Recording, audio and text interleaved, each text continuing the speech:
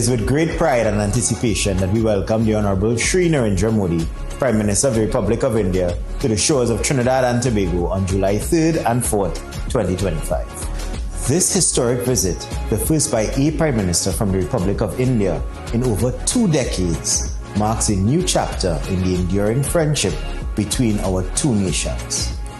Prime Minister Modi's visit is not only symbolic, it is strategic. It signals India's growing engagement with the Caribbean and its recognition of Trinidad and Tobago as a key partner in the region. This visit reaffirms our commitment to South-South cooperation and to building bridges of opportunity between our peoples. We look forward to deepening our partnership with the Republic of India for the prosperity of our citizens and the advancement of our shared global vision.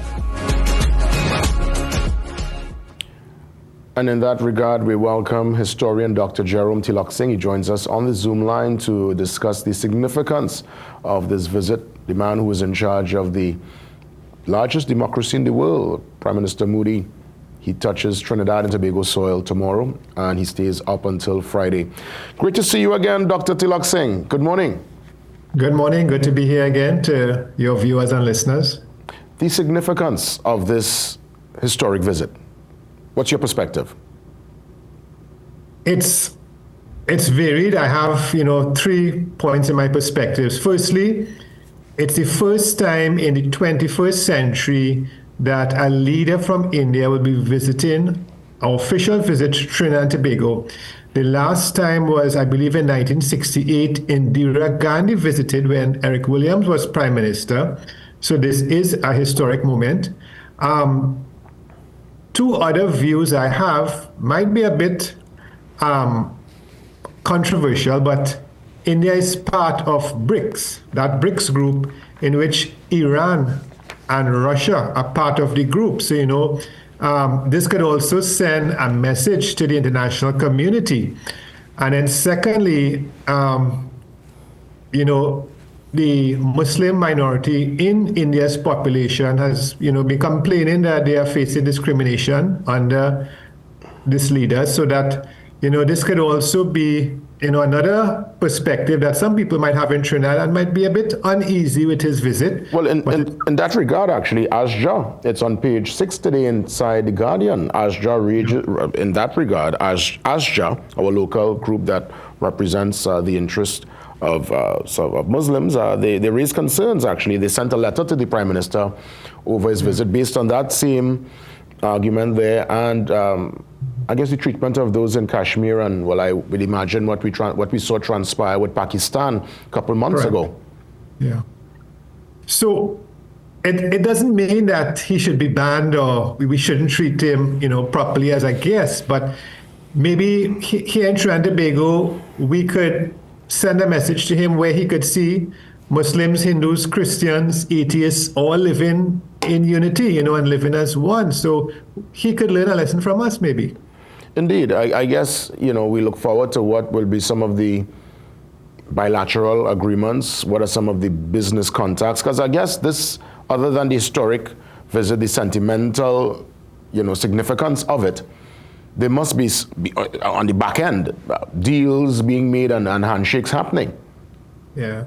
There will be MOUs. I think the Minister of Foreign Affairs mentioned, there will be agreements dealing with health and trade, business opportunities too. Do you anticipate, again, based on him being, I don't want to say polarized per se, but they have so many interest groups. Trinidad is indeed a plural society. ASJA would have sent a letter to the Prime Minister, so I guess that's their particular position thus far. But I don't anticipate any disruption per se. I don't anticipate anyone looking to embarrass the country with his visit. I personally don't think so. I hope it doesn't happen, because here in Trinidad and Tobago, we don't have that fanaticism that I see in other countries. We're not polarized, and we do things, a bit differently, diplomatically. So I don't believe that it will happen with any sort of disruption. In terms of him receiving the highest order, the ORTT, I heard, different rumblings as to, because I know the ORTT, it's for nationals or non-nationals who have served with distinction in their particular field and vocation.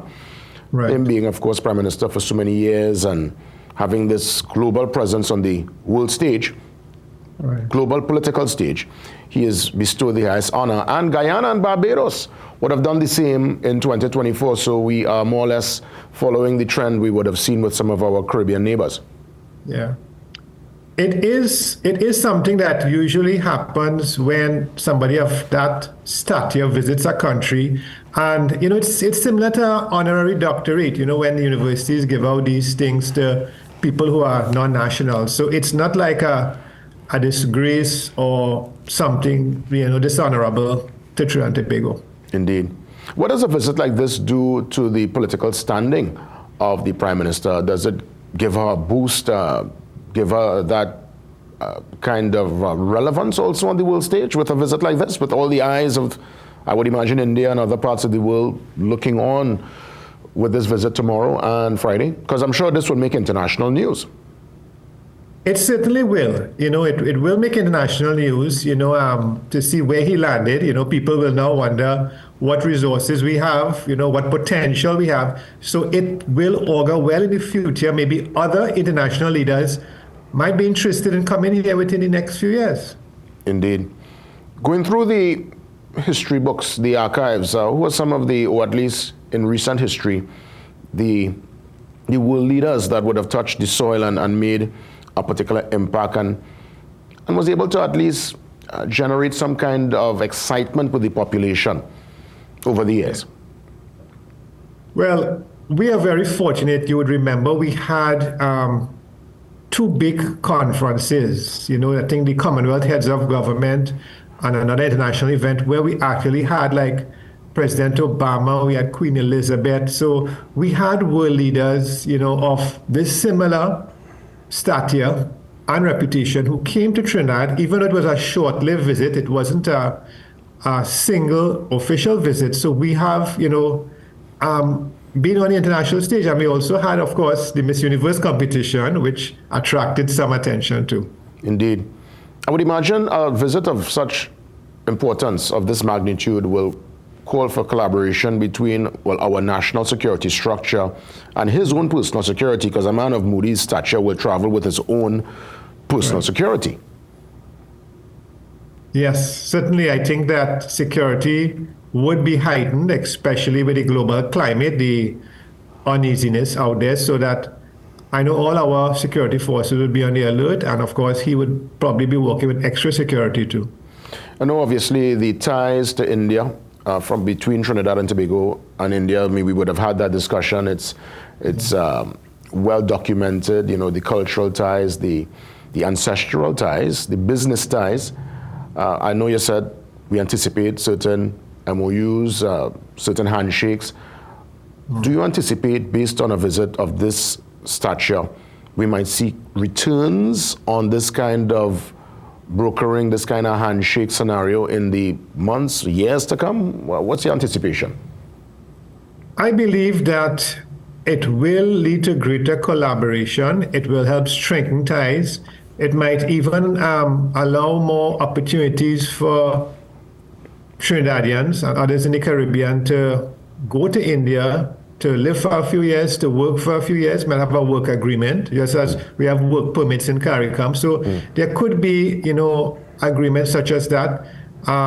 Nobody mentioned the music industry, and I know Bollywood is big globally, so maybe we might even have people going abroad there in India to perform in one of these movies, one of these songs. Yeah, and in that regard, as we wrap things up, I know the last government signed aviation bilateral agreement with the government of Nigeria to have direct flights. So that is just to formalize now and actually get a carrier to move people back and forth. Yeah. I wonder if this creates a beautiful opportunity to create the same air bridge with direct flights between Trinidad and India, and if indeed there is the market for such an endeavor. If there's a demand from the Caribbean, there certainly will be, agreement to do that. They wouldn't want to make an agreement and only 10 persons every month or every week would be going to India. But if, we get a regular demand, I'm sure that there will be arrangement in the future that will allow, more accessibility to the homeland for many people. As always, Dr. Taloksing, I'll let you have the final say as we wrap things up this morning. Yeah. I just want to say that it's a great moment for the Caribbean, not just Trinidad and Tobago, for the Caribbean, and also for, developing countries in the global south to see those ties being strengthened. And I hope that, that our economy would be strengthened and, our people would be enlightened by this visit and by the future ties that would be established. I look forward myself. It's going to be a historic visit. So much so schools are being, students are being sent home early. Some government offices will have an early departure tomorrow. It's a big deal, and we welcome the Prime Minister of India to the shores of Trinidad and Tobago. Dr. Jerome Taloksing, a sincere thanks. Thank you. That's right. So we will anticipate, we will look on, and of course coverage of his visit will be extensive right here on CNC3. We take the pause and we come back with the Minister in the Ministry of Housing. Yes, indeed, we discuss the political landscape. We talk about the independent senators. We just have our discussions as per usual. And I must say, I give thanks that Senator, the Honorable Philip Alexander, takes time. There's still time touching base with me on the Morning Brew. See you soon.